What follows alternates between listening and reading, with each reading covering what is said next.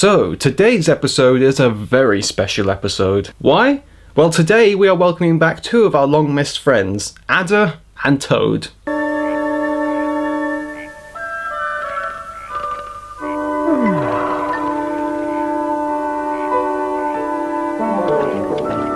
Adder, you're awake. Well, as to that, I'm not so sure. Ah, drowsiness. The ultimate killer. Don't underestimate it. It affects us all. But if you were, the edible frogs wouldn't be so happy, would they? That's for certain. That reminds me, I've not eaten for months. Good to see that her hibernation hasn't made her any less of the conniving serpent we all love. All that's missing is for her to pull out a cigar and to go, "I'm back, baby." Seen Toad? I can hardly see you. Oh no, it's worse than drowsiness. She's got a hangover. Okay, you get the point. Adder gets up from hibernation and Toad does the same. Unfortunately, seems that he's had an even worse go of it than Adder, since he's convinced that he needs to go back to Farthing Pond, even though, of course, it doesn't exist anymore. This is Toad's homing instinct problem coming back again, which is nice to see in a different context this time, in that he's only getting himself into trouble. But we'll get back into that later. In the meantime, we've got more important things to get back to. Oh, no, that reminds me though. I better prepare for this one. Okay. Cuteness hazard in 3, 2, 1.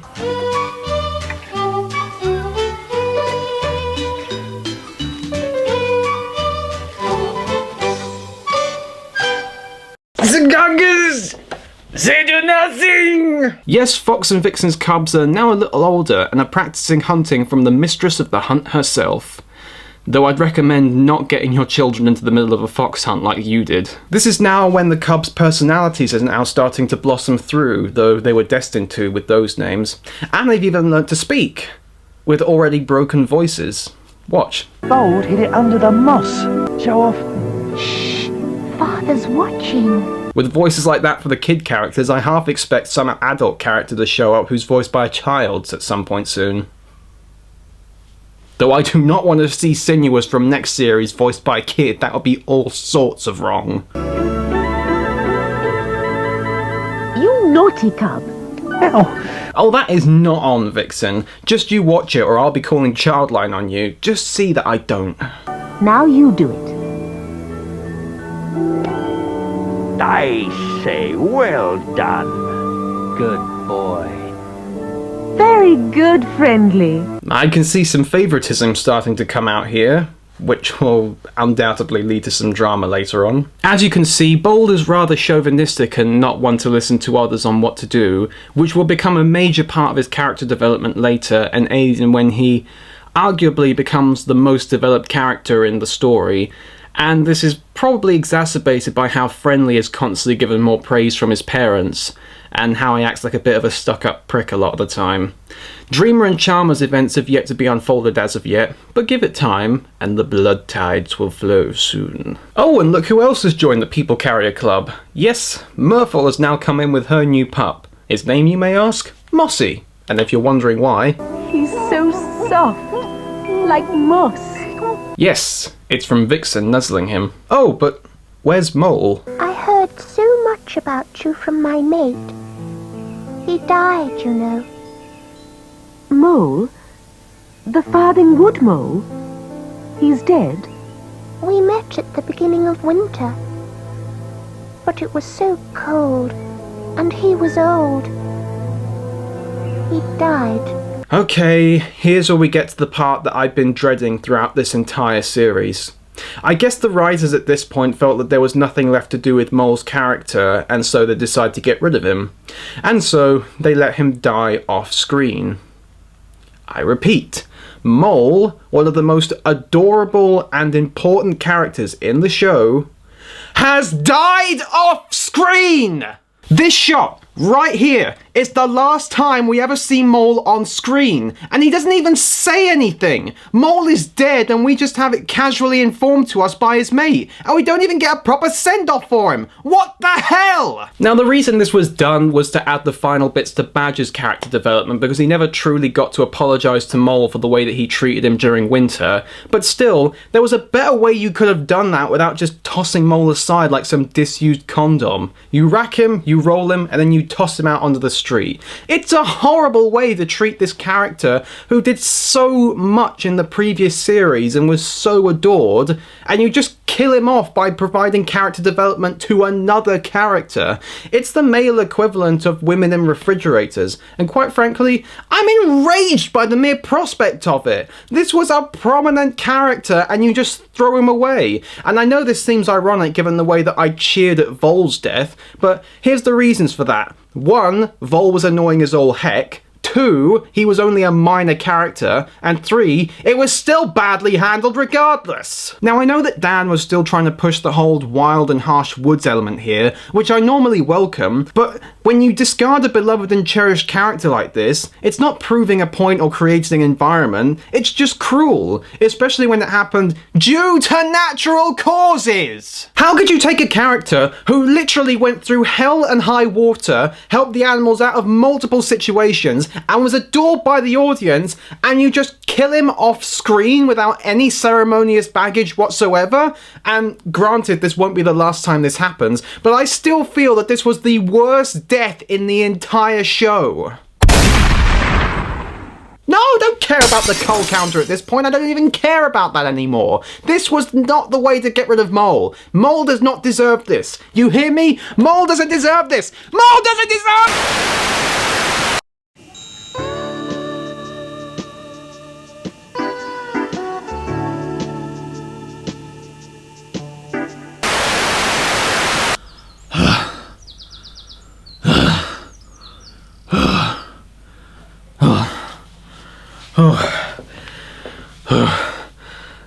I'm sorry about that.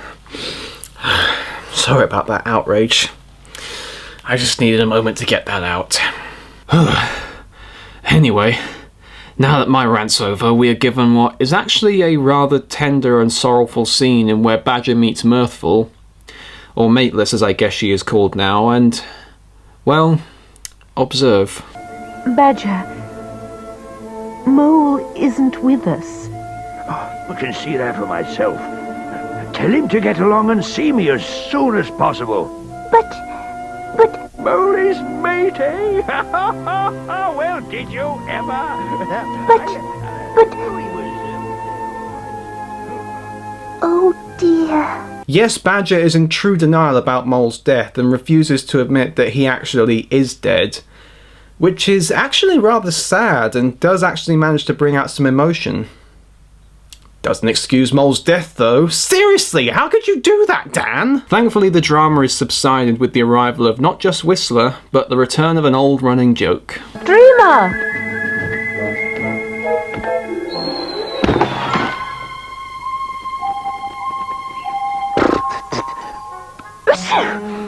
So sorry. Well, I'm not really. Nice, soft landing, as a matter of fact. Oh, it never gets old. But seriously, where have your manners been the last few episodes, Whistler? You're starting to turn my head now, matey. Just you wait and see. Anyway, Whistler gives the news of Ada's awakening, Al even admitting to having missed her, but also giving the news of Toad's supposed disappearance. But of course, we all know where he is, and we cut over to him, making his way downtown, hopping fast, faces past and homeward bound. I missed you, and I need you. Got to get home. Toadie!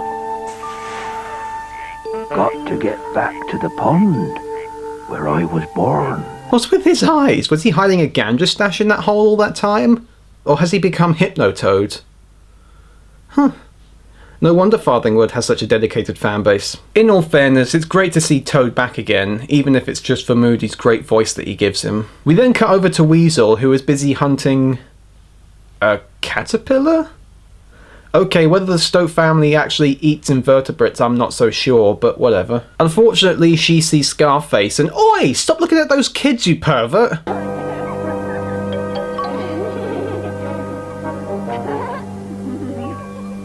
Well, Scarface must be in a good mood today. Despite the fact that he's seen Weasel head on, he just lets her go on the merry way, and continues watching Fox's kids, a sentence I never thought I'd say out loud. Why is he jealous of the kids anyway? Not only does he have his own, but he's got more. Or is he really just that much of a racial extremist that he hates them just because they're red? Which, if that is the case, with a mentality and a voice like that, he's a shoo-in to join the English Defence League. So before Scarface can eat the kids, was that what he wanted to do?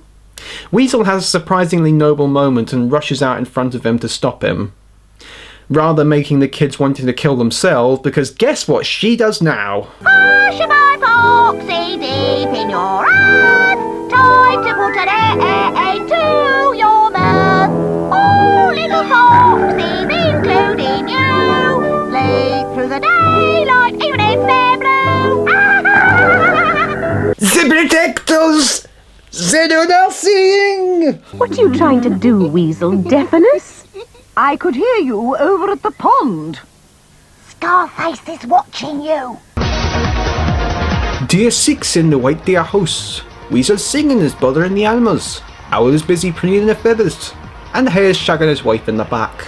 However, Scarface was able to run away in time, so Vixen just thinks it's another one of Weasel's tricks again. I can't see anything. You're making it up, Weasel. No, I'm not. I was very brave coming to warn you. He'd have had your cubs for supper. Really, Weasel? Must you frighten my little ones like that? But it's true. Scarface was watching you. What do you think, Owl? Who knows? However, he who is not cautious is not sagacious. You're right. What the hell does that even mean? And don't lie, Vixen, you have no idea what it means either, do you? But we see our favourite mischief makers reunited at last. Hello, Owl. Good sleep?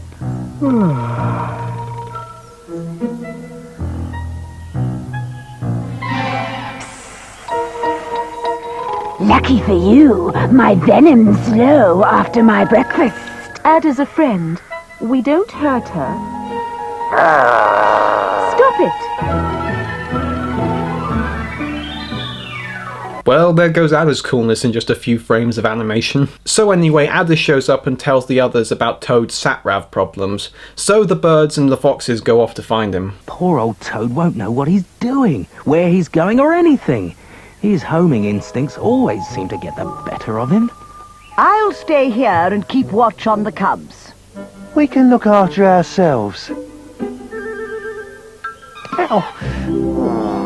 Ah, you're gonna have concussion like me, man! Although, strictly speaking, that wouldn't exactly be the worst thing that's happened to him in his whole life. Trust me, we'll see soon enough. Fox also sniffs around the bushes and finds that Scarface was in fact there and that Weasel was right all along, who, as it happens, is taking the time to ponder ethics. Ungrateful, mean, nasty things. They're never nice to me. Never. And here I am risking my neck for them. Stupid, silly Weasel. They don't care about me, so why should I care about them? Serve them right if I did betray them to Scarface. Yes, serve them right. You would make life easier for me, so why don't I? Maybe because you spend too much time talking to the camera instead of doing something. Meanwhile, the birds are out looking for Toad, but as it so happens, someone's already found him. And this should give Toad a massive sense of deja vu. He's trapped inside a jam jar. Again. And's being taken away by a young boy. Again. You'd think he'd learn by now. Oh, and alongside Toad is another, well, Toad, called Paddock, which is kind of an ironic name given the situation she's in, who will eventually become... Oh, you know what's going to happen. What happens to every member of the train when they meet a gender-swapped version of themselves in the park, Meanwhile, Al manages to spot Scarface in the bushes, which is rather impressive, actually. She could give Kestrel a run for her money, provided that she doesn't end up doing this.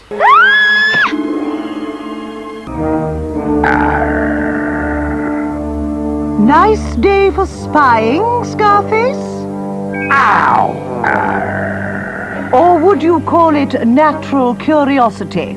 I'd call it none of your business, you old ratbag. You think I killed 2 kids and a woman? Fuck that! Manners! Al manages to scare off Scarface, proving that Weasel was right all along. Though things do not go well for Scarface back home. What's wrong, my love? That Farthing fox and his mate have had cubs. That was to be expected, surely. Exactly. Unless Scarface can't do the math about how 1 + 1 = 6. Anyway, they can't possibly be as sweet as ours. I don't want sweet cubs. I want fighters. They will be, given time. Look at Ranger. Yeah, they've got your lily-livered blood. Well, Ranger's always been more of a lover than a fighter anyway. Charmer will certainly find that out soon. So after Scarface continues to insult Blue some more, she goes off to have a gander at Vixen's cubs herself. Ugh, I feel dirtier every time I have to say stuff like that. Back with Toad, however, he's brought out of his homing instinct from the view of Paddock, but Whistler and Kestrel can't figure out which is which from above. Which one is Toad? I don't know. Shame on you, Whistler, you should be able to tell the difference by now. He's been inside your mouth twice, and wow, that came out wrong. Today's really been a big convention for innuendos, hasn't it? After Whistler saves Paddock by mistake, he then proceeds to put her life in danger again. It isn't Toad. Are you sure? Whoops.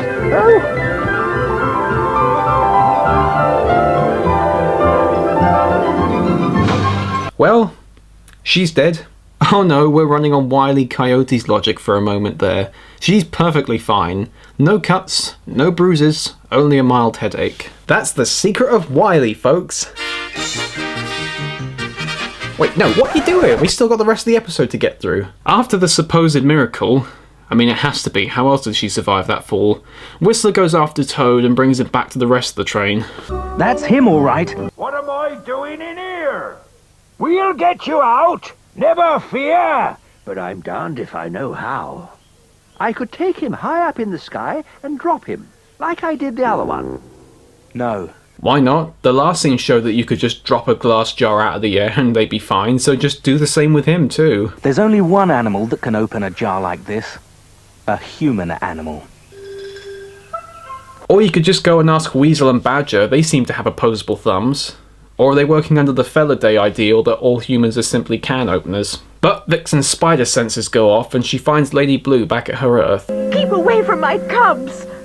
As if I would want to have anything to do with such common riffraff.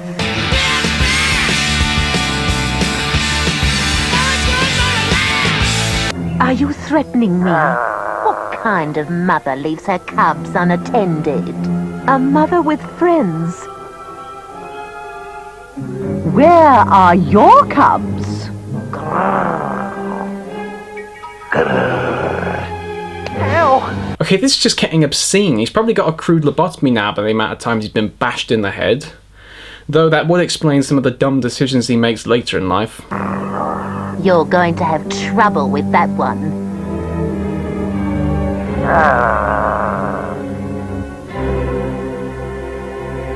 Dear brave Bold.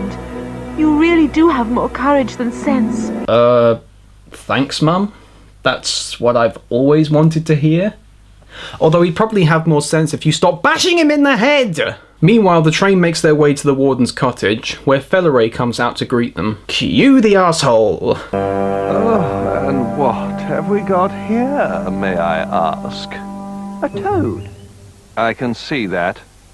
What's it doing here? We can't get him out of the jar. Oh, no. Don't tell me. You're one of those Farthing woodlot, aren't you? I suppose you want me to get the warden. That usually brings him running. That's the come help me cry, which, ironically enough, sounds almost exactly the same as the I've got tapeworms cry. Oh, the amount of mistranslation mishaps that have happened from that. I see. You've found something tasty to eat, have you? Well, we'll see about that. Okay, 1, you shouldn't let your cat eat the animals in the park because it's your job to keep them safe. 2, like I said last year, toads are not particularly tasty and they're also poisonous, so if your cat ate him, he'd be dead. And also don't question how your cat has somehow managed to bring you a toad that's already sealed inside a jam jar, because if that was me, I'd be like, oh shit, those Cravendale milk ads are coming true! Anyway, Toad is finally free, but Hare is concerned about how to ensure he'll stay due to his homing instinct, though the one thing that overpowers willingness to travel is a wife. Normally because they nag you into either staying put or only going to the shops and back. But Paddock does, rather conveniently, show up, and, as he always wanted, Toad gets to go a-courtin'. I so much want to see the pond with you, Toad. Your wish is my command. What's your name, matey? Paddock. Now see, Whistler? That is manners. Take lessons from an expert there. Toad's in no danger of leaving us now, eh? One instinct will often overcome another.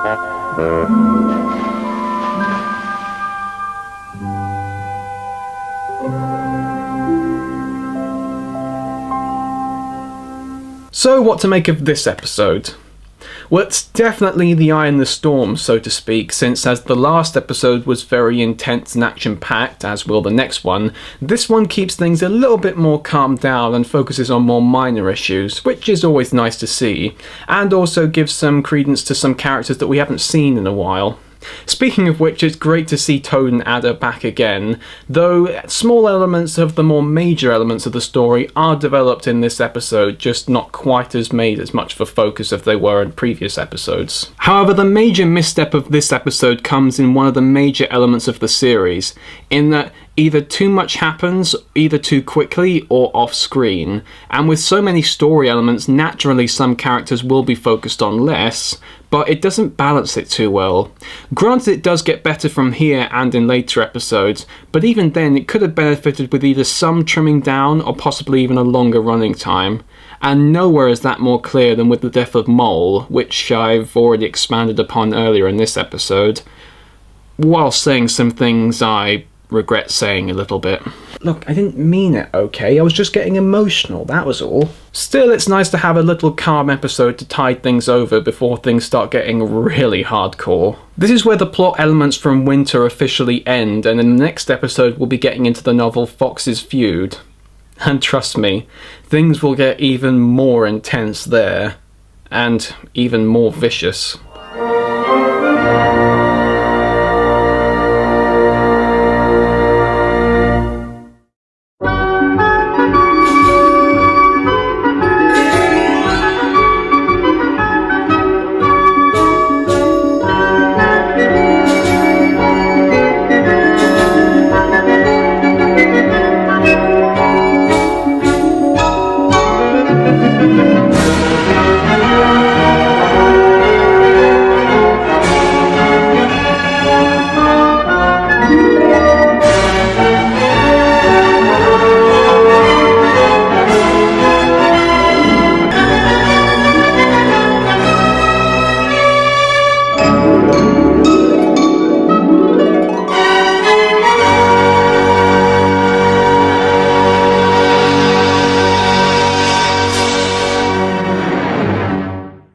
And now for something completely different. Oh.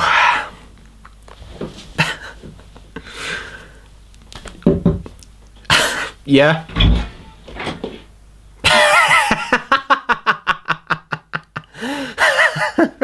Why are you wearing goggles?